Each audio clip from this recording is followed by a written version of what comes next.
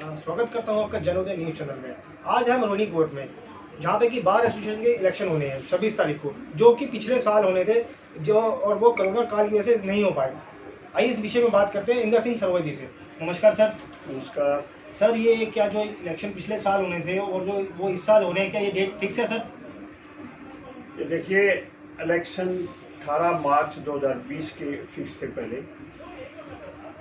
वो एक high court के डायरेक्शंस आ गई कि भाई इलेक्शंस या इवेंट्स या गैदरिंग्स कोर्ट कंपाउंड में नहीं होगी बिकॉज ऑफ कोविड।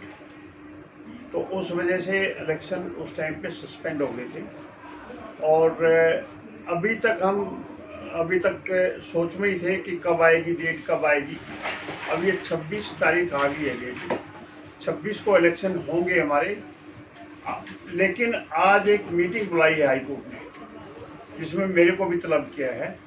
अब हाई कोर्ट में आज डिसाइड होगा, कुछ और फर्दर डायरेक्शंस देनी होंगी उन्होंने कोविड से बचने के लिए, प्रिकॉशंस वगैरह और बताएंगे। तो उसके बाद ये डेट ऑलमोस्ट कंफर्म है कि 26 तारीख को इलेक्शन होंगे। सर, आप किस पोस्ट के लिए इलेक्शन लड़ रहे हैं? मैं प्रेसिडेंट की पोस्ट पे लड़ रहा हूँ। सर, प्रेसिडेंट की पोस्ट पे और कितने कैंडिडेट हैं? प्रेसिडेंट की पोस्ट पे और 3 कैंडिडेट्स और हैं, मेरे समेत 4 हैं जी सर। टोटल ओवरऑल कितने कैंडिडेट्स हैं इलेक्शन में? अबाउट 64 कैंडिडेट्स हैं। नहीं, 68 या कुछ ऐसे ही, 68। सर, जैसे कि आपने बताया कि कोविड की वजह से 62 कैंडिडेट, आई एम सॉरी, 62 है। जैसा कि आपने बताया कोविड की वजह से नहीं हो पाए थे। सर, अभी भी आपको दिख रहा है कि आप, जैसा कि हम देख रहे हैं रोज समाचारों में, कि कोविड का खतरा दोबारा बढ़ता जा रहा है। तो कोर्ट कुछ उसके लिए प्रिकॉशंस वगैरह ले रहा है? वही आज एक मीटिंग रखी हुआ है हाई कोर्ट में, जिसमें फर्दर डायरेक्शंस हाई कोर्ट की building maintenance and construction committee है, जिसमें 3 जजेस हैं हाई कोर्ट के और 2 हमारे डिस्ट्रिक्ट जज हैं। और मेरे को भी तलब किया है, एक कैंडिडेट पर प्रेसिडेंट को भी तलब किया है, और इलेक्शन कमेटी को भी तलब किया है। वहाँ फर्दर डायरेक्शंस वो बताएंगे कि क्या क्या फर्दर डायरेक्शंस और हैं to take precautions against the spread of covid. Sir, आपका एजेंडा क्या है इलेक्शन जीतने के बाद? देखो, मेरा ऑनलाइन एजेंडा ये रहा है कि only and only welfare of lawyers. Welfare of lawyers जब मैं कहता हूँ तो उसमें बहुत सारी चीज़ें होती हैं।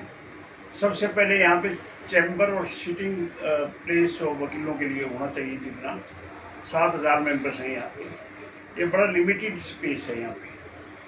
वैसे कोर्ट के लिए भी ये जगह उस टाइम पे फिट नहीं थी, पर जल्दबाजी में कोर्ट की बिल्डिंग बनी। उस टाइम तो चैम्बर ब्लॉक की भी जगह नहीं थी। मैं 2010 में यहाँ प्रेसिडेंट बना, उस टाइम पे हमने बड़ी भागदौड़ करके ये चैम्बर स्पेस निकलवाया, और फिर फटाफट 2-2.5-3 साल में ये बिल्डिंग तैयार करवानी थी मैंने, PWD के साथ सेट करके, कोऑर्डिनेट जजों के साथ कोऑर्डिनेट करके ये बहुत जल्दी हमने बिल्डिंग तैयार करवा दी थी। अब फिर फर्दर हमारा एक और है स्ट्रेस कि भाई एक बिल्डिंग चैम्बर ब्लॉक और आए यहाँ पे, क्योंकि तादाद वकीलों की बढ़ती जा रही है। सिटिंग स्पेस यहाँ बड़ा मुश्किल है, निकल नहीं पा रहा है। तो इसलिए सबसे पहला तो मेरा एजेंडा यही होगा, further extension of chamber block and sitting arrangement for the lawyers. दूसरा, यहाँ पानी की बहुत बड़ी किल्लत है। पानी यहाँ बोरिंग का है, कॉर्पोरेशन का पानी नहीं आ रहा है, कभी से भी कॉर्पोरेशन का पानी नहीं आ रहा है यहाँ पे। वो जब से कोर्ट बनी है तब से हम इसमें इनका अथॉरिटीज़ का ध्यान दिलवा रहे हैं, पर ये पानी की समस्या अभी तक सॉल्व नहीं हुई है। बहुत बड़ी समस्या है पानी की भी। तीसरा, यहाँ पे जो मेन चीज़ जो है, आजकल कोविड की वजह से जो तालमेल बेंच एंड बार में होता था, बेंच एंड बार का तालमेल पिछले काफ़ी दिनों से बिल्कुल ख़त्म हो गया है। और कोविड में तो क्योंकि वकीलों को इतनी परेशानी हुई है, कोई सुनने वाला नहीं है। हमारी दौड़ जब कोई क्राइसिस होती है, पहले बाहर की तरफ हम भागते हैं वकील, फिर उसके बाद में हम डिस्ट्रिक्ट जज या अथॉरिटीज पर जाते हैं। पर कोविड में कोई सुनने वाला नहीं था, वकीलों के ऊपर बहुत ही बुरा टाइम गया है ये। इसकी कोई एक कंक्रीट कोई पेंडेमिक कोई आती है, उसके लिए हम अथॉरिटीज़ के साथ में मिलके कोई अच्छे रास्ते निकालेंगे और वकीलों के लिए जो भी और फर्दर कर पाए हम वो करेंगे। और एक सबसे मेन चीज़ जो आजकल हम फेस कर रहे हैं, बहुत बड़ा अहम मुद्दा जिसके लिए पहले भी एजिटेट किया हमने, लायर्स प्रोटेक्शन एक्ट।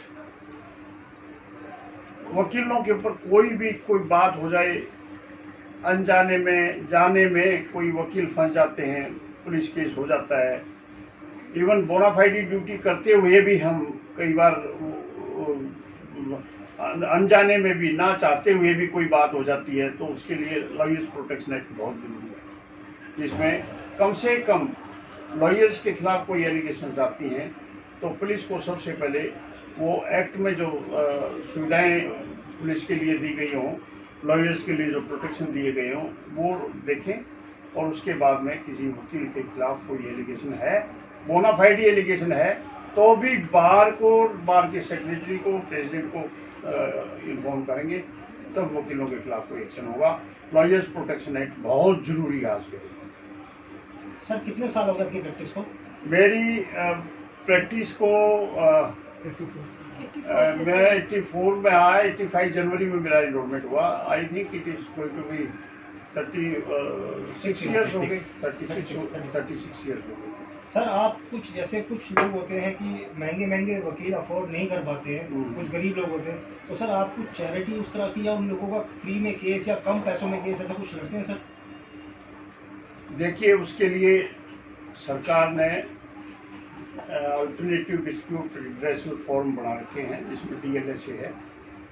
DLSA की दुकान जो चल रही है उसके भी मैं खिलाफ हूँ। वैसे वकील जब काम करता है वो पहले ही चैरिटी उसमें होती है। हमेशा वकील का एक प्रोफेशन है, बिजनेस नहीं है ये, it is a profession.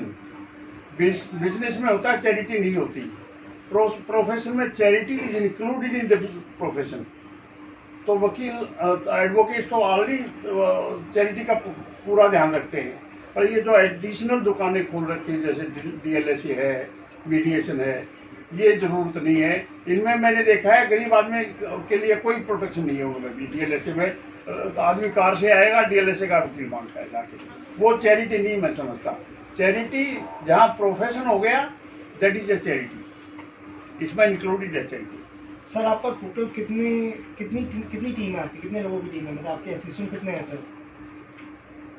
Lawyers पहले तो सबसे पहले कोई किसी का असिस्टेंट नहीं, ना मैं किसी को असिस्टेंट रखता हूँ। लॉयर्स और lawyers basically they are all well founded, और मैं तो चाहता हूँ मैं सारे के सारे लीगल फ्रेटर्निटी मेरे भाई हैं, कोई असिस्टेंट नहीं रखना चाहता हूँ, because I don't need any assistance. मैं तो वकीलों को आते ही कहता हूँ वो काम करना शुरू करो, इंडिपेंडेंटली काम करना शुरू करो। वो जो हम इनको थोड़ा सा सिखाते हैं वो क्लास नहीं लेते यहाँ पे, ये तो रूटीन में, जैसे मेरे साथ कोई चल के खड़ा हो गया वो रूटीन में सीख जाते हैं वकील। They are all double educated, double graduate. हाँ सर आपको क्या लगता है कि कितने परसेंट चांस आपके जीतने के?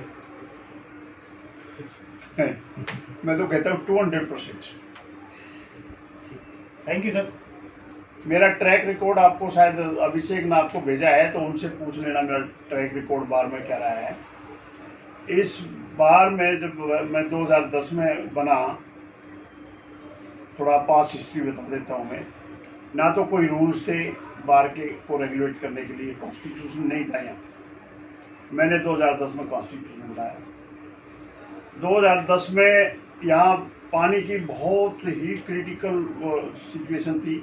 ऑल्दो बोरिंग का करवाया, बट मैंने फिर इक्विप किया और उसके लिए मेरी मुहिम चालू है कि कॉर्पोरेशन का पानी आए। पर पिछली बारों ने, मैं नहीं कहूँगा, उनकी बुराई नहीं करता मैं किसी की, बड़ा पॉजिटिव सोच का आदमी हूँ, पर जो एफर्ट्स करने चाहिए थे उतने नहीं हो पाए, या अथॉरिटीज उतनी नहीं देख पाई हमें। तो क्योंकि थोड़ा बहुत कहीं ना कहीं कमियां रह जाती हैं, वो थोड़ी कमी पूरी करेंगे। उसके बाद जब चैम्बर ब्लॉक अलॉट करके फिर पानी करवाया, फिर यहाँ सैनिटाइजेशन की बहुत बुरी हालत है। हाइजीनिक कंडीशंस रोहिणी कोर्ट में बहुत ही बुरी हालत है। वो मैंने ठीक की तो छोड़ते ही फिर वही हाल हो गया। पार्किंग की सुविधा मेरे टाइम में कोई पार्किंग की इस तरह जो एफएजेड वे में गाड़ियाँ लगी हुई ना, ऐसे कभी भी गाड़ियाँ नहीं लगती थी। पुलिस वालों की कोई गाड़ी नहीं इसमें कोर्ट पर मैच में आनी चाहिए। पुलिस वालों की गाड़ी बाहर लगनी चाहिए, चाहे कभी भी लगाई। रीज़न ये है कि वो उसमें थाने में ये किसी गाड़ियाँ नहीं जाने देते हैं। तो मैंने स्ट्रिक्टली ये कर रखा था, पुलिस की गाड़ी कोई पार्क नहीं होगी। अब देखो एफएजेड में सुबह सुबह आगे पुलिस वाले गाड़ियाँ भर देते हैं, दुनिया भर के स्टिकर बटे हुए हैं, वो स्टिकर रेगुलेट करेंगे। और मैंने कसम खाई थी बार रूम लेने की। यहाँ पे पिछले टर्म में मैं बार रूम एक 16 नंबर खाली करवाया, मैंने बार रूम लेके आया, जिम बनवाया, 10th फ्लोर पे जिम है, फिर अपना कॉन्फ्रेंस हॉल, नया बार ऑफिस, लेडीज बार रूम। मैंने पिछले टर्म में इतना काम किया कि किसी भी टर्म में किसी ने इतना काम नहीं किया। हाँ, थोड़ा सा मुझे कई बार हार्श स्टेप लेने पड़ते थे अथॉरिटीज़ के साथ, वो मैं करता हूँ क्योंकि वकीलों के लिए सिर्फ एंड सिर्फ वेलफेयर की काम करना है। वकीलों के लिए काम करने के में मैं कोई कभी किसी भी अथॉरिटी के सामने नहीं जा सकता हूँ। एक 24 आवर्स हेल्पलाइन वकीलों के लिए मैं जरूर करूँगा, जिसमें मैं भी अपना मोबाइल फ़ोन 24 आवर्स चालू रखता हूँ। वकील का फ़ोन आ जाए तो तुरंत अटेंड होता है किसी भी टाइम। और सबसे I am proud of it कि भाई किसी भी ऑर्गेनाइजेशन में इतनी एकता नहीं है जितनी वकीलों में है, और वो नेताओं के ऊपर बहुत डिपेंड करता है। नेता जब तक भाई नहीं बनेंगे वकीलों के या किसी भी संस्था में, अगर नेता अपने आप को नेता ही समझेंगे तो फिर वो संस्था इम्प्रूव नहीं कर पाएगी। संस्था को इम्प्रूव करने के लिए भाइयों के साथ मिलना पड़ता है, भाइयों के साथ भाई रहना पड़ता है। हम कोई पर्सनली है। तो यही मेरी, और मैं तो शुक्रिया करूँगा आप लोगों ने इतना टाइम मेरे को दिया। Thank you so much. Thank you sir. हाँ, थैंक यू। आ जाए भाई। ये थे हमारे साथ इंदर सिंह सरवा जी। मैं दिनेश राणा, कैमरामैन अनिश के साथ। धन्यवाद। उसके भाई